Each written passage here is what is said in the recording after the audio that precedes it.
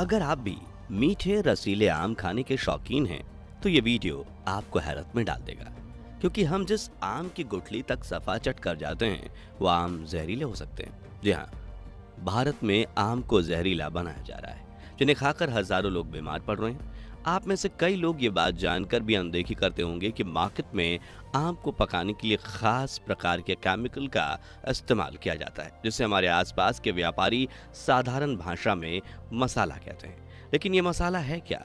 तो इसका इस्तेमाल खास रूप से आम को पकाने के लिए और उसकी मिठास को बढ़ाने के लिए किया जाता है, जिसके लिए 25 से 30 किलो के कच्चे आम की टोकरी में 2-3 अखबार में लिपटे पाउच डाले जाते हैं और 2 से 3 दिन छोड़ दिया जाता है, जिससे कच्चा आम पूरी तरह से पककर पीला हो जाता है और उसकी खटास मिठास में बदल जाती है। इसी पाउच को मसाला कहा जाता है और इसमें ऐसा केमिकल तत्व होता है जो इंसानों के स्वास्थ्य के लिए हानिकारक हो सकता है, जो कि कैल्शियम कार्बाइड के नाम से जाना जाता है। इस केमिकल कंपाउंड का इस्तेमाल वेल्डिंग में और पीवीसी पाइप बनाने में किया जाता है।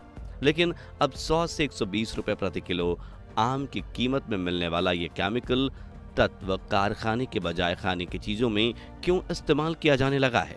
तो दोस्तों, आम जो है वो जब पेड़ से जुड़ा होता है तब पेड़ की जड़ें जमीन और मिट्टी से न्यूट्रिएंट्स लेकर आम तक पहुंचती हैं, जिससे उस तक नेचुरल तरीके से एथिलीन गैस पहुंचती है जो उस आम को पकाने का काम करती है।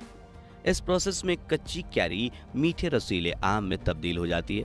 उसका कलर, उसका टेक्सचर, उसके अंदर का रस और उसकी मिठास इंप्रूव होती है और आखिर में एक पका हुआ स्वादिष्ट आम तैयार हो जाता है। हालांकि पेड़ पर आम उगने से लेकर पकने तक की पूरी प्रोसेस में 120 से 140 दिन लग जाते हैं, लेकिन भारत में आम को फलों का राजा माना जाता है।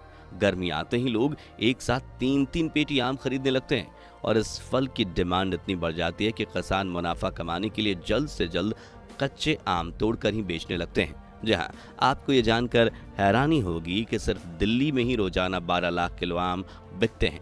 वहीं देश के लगभग हर छोटे से बड़े शहर में रोजाना 1 लाख किलोग्राम यानी 100 टन से लेकर 2000 टन तक भी आम बिकते हैं। ऐसे में गर्मियों के मौसम में भारत में करोड़ों टन मेगा फ्रूट की बिक्री होती है और एक्सपोर्ट भी किया जाता है, वो अलग। इस बढ़ती डिमांड को पूरा करने के लिए जब किसान अधपके आम ही व्यापारियों को बेच देते हैं तो वो व्यापारी मसाला यानी कैल्शियम कार्बाइड की मदद से इन आमों को कृत्रिम रूप से पकाते हैं, जिसे आर्टिफिशियल मैंगो राइपनिंग कहा जाता है, जिसमें व्यापारी कच्चे आमों को डिब्बे या टोकरी में लेकर उनके साथ कैल्शियम कार्बाइड के 2 से 3 पाउचेज रखते हैं, जिससे एसिटिलीन नाम की गैस निकलती है जो मॉइस्चर यानी नमी के साथ मिलकर आम को पकाने का काम करती है, जिससे जो आम पेड़ पर कई दिनों में पकता है वो इस टोकरी में पड़े ही 1 से 2 दिनों में पूरी तरह से पक जाता है और मार्केट में बिकने के लिए तैयार हो जाता है। हालांकि दोस्तों, ये एसिटिलीन गैस काफी ज्यादा खतरनाक है और ये कैंसर कारक भी होती है, यानी यह ह्यूमन सेल को कैंसर सेल में बदल सकती है, न्यूरोलॉजिकल प्रॉब्लम क्रिएट कर सकती है। आपको बता दें कि नसों से रिलेटेड दिमागी प्रॉब्लम, पेट में अल्सर और हाइपोक्सिया को भी बुलावा दे सकती है। वहीं कई बार यह भी देखा गया है कि इस प्रोसेस में कैल्शियम कार्बाइड के पाउच से आर्सेनिक और फास्फोरस हाइड्राइड भी रिलीज हो सकते हैं, जो इंसानी शरीर के लिए काफी ज्यादा खतरनाक हैं। इसी वजह से कई देशों में फलों को पकाने के लिए कैल्शियम कार्बाइड के इस्तेमाल को बैन भी किया गया है। वहीं भारत में भी सरकार की रेगुलेटरी FSSAI यानी food safety and standard authority of India ने आम पकाने के लिए कैल्शियम कार्बाइड का इस्तेमाल बैन कर दिया है और अगर कोई व्यापारी इसका इस्तेमाल करते पकड़ा जाए तो उसे दंड भी हो सकता है। लेकिन फिर भी मार्केट में व्यापारी ग्राहकों के सामने ही धड़ल्ले से केमिकल से पके आम बेच रहे हैं। अब सवाल आता है कि आखिर हम कैसे पता करें कि हमने जो आम खरीदे हैं वो केमिकल वाले हैं या नहीं? तो इसके कई तरीके हैं, जैसे कि रंग से पहचानना। केमिकल से पका आम हर तरफ से एक जैसा नहीं दिखेगा, बल्कि आम के कुछ हिस्से में पीलापन तो कुछ में हरापन आ जाएगा। वहीं प्राकृतिक रूप से पके आमों में हरे और पीले रंग का मिश्रण एक साथ नजर आता है। दूसरा तरीका है बेट कट टेस्ट, जिसके लिए आपको एक बाल्टी पानी में आम डालकर यह चेक करना है कि कौन सा आम डूबा है और कौन सा आम तैर रहा है। अगर पानी में तैरते हुए नजर आ रहे हैं आम तो समझ जाइए कि उन्हें पकाने के लिए केमिकल का इस्तेमाल किया गया है, जबकि डूबता हुआ आम प्राकृतिक तरीके से पका हुआ होता है।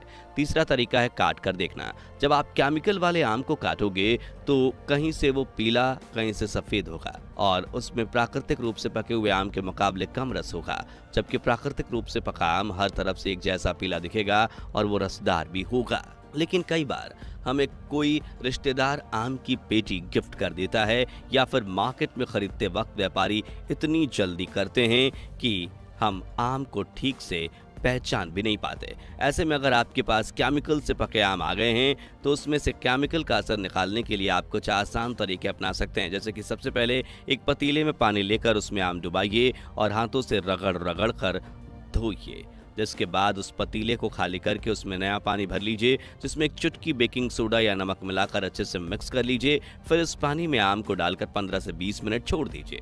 जिसके बाद आम से बाहर निकालकर साफ पानी से उसे अच्छे से धो लीजिए, जिससे ज़्यादातर केमिकल निकल जाएगा, लेकिन फिर भी नुकसान तो हल्का रहेगा ही। इसलिए बेस्ट ऑप्शन है कि किसी भरोसेमंद व्यापारी से आप कुदरती रूप से पका हुआ आम सोर्स कीजिए। जो काम थोड़ा मुश्किल ज़रूर है, लेकिन अगर आप थोड़ी कोशिश करेंगे तो आपको वैसे आम मिल सकते हैं, हालांकि उनकी कीमत थोड़ी सी ज़्यादा हो सकती है। अब यहाँ हो सकता है कि अगर आप कुदरती रूप से पके आम खरीदें तो वो अधकचे हों। ऐसे में उन्हें आप घर पर भी पूरी तरह से पका सकते हैं, जिसके लिए आपको हर आम को अखबार या पेपर बैग में लपेट कर छोड़ देना है, जिससे आमों को पकाने वाला एथिलीन गैस अंदर ही फंस जाता है और प्राकृतिक रूप से आम पकने लगता है। इस प्रक्रिया में 1 से 2 दिन लग सकते हैं और हो सकता है कि आम पूरी तरह से ना पके। हालांकि यहाँ हवा से निकलने की जगह छोड़ना सुनिश्चित करें। आमों को पूरी तरह से बंद करने से नमी भी फंस जाएगी, जिससे फफूंद या सड़न हो सकती है। इसके अलावा दूसरा तरीका है आम को दूसरे फलों की टोकरी में मिला दें। ऐसा करने से सभी पकने वाले फल एथिलीन छोड़ेंगे और इससे आम के पकने की प्रक्रिया तेज हो जाएगी। वहीं आप आम को कच्चे चावल या कच्चे पॉपकॉर्न के दानों के कंटेनर में भी दबा कर रख सकते हैं, उससे भी आम प्राकृतिक रूप से पक जाएंगे। हालांकि यह प्रोसेस अखबार के मुकाबले कई गुना तेजी से होती है, इसलिए 4 से 6 घंटे बाद आम को बाहर निकालकर चेक करना जरूरी है कि वो पका है या नहीं, और अगर नहीं पका है तो फिर से 2-3 घंटों के लिए छोड़ दें। और आम को प्राकृतिक रूप से पकाने का आखिरी तरीका है सूरज की रोशनी का उपयोग करना। गर्मी से आम जल्दी पकता है, इसलिए सूरज की रोशनी आम को जल्दी पकाने में मदद करेगी। बस अपने फलों को कुछ घंटों के लिए धूप वाली जगह पर रखें। हालांकि इस विधि का उपयोग करते समय सावधान रहें, बहुत अधिक गर्मी से आम खराब हो सकता है या फल मक्खियों को आकर्षित भी कर सकता है। आखिर में बात करें कैल्शियम कार्बाइड जैसे रसायन से पके आमों को खाने के शॉर्ट टर्म में क्या परेशानी हो सकती है, तो कई बार केमिकल डालकर पकाए गए आमों को खाने से मुंह में हल्की जलन महसूस होती है और कई बार ऐसे आम खाने के बाद पेट दर्द, दस्त और गले में जलन का भी एहसास होता है।